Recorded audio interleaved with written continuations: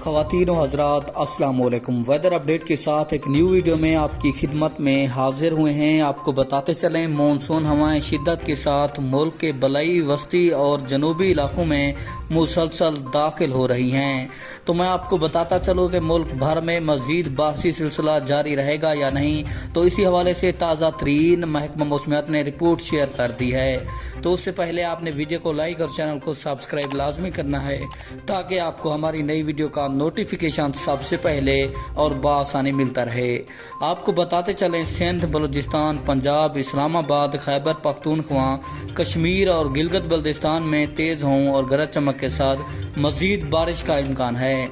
मशरकी जनूबी बलूचिस्तान, ज़ेरी सिंध और जनूबी पंजाब में कहीं कहीं मूसलाधार बारिश मुतवक्के है। अब सबसे ज्यादा बारिश सूबा पंजाब और उसके बाद सूबा सिंध यानी कि कराची में होगी।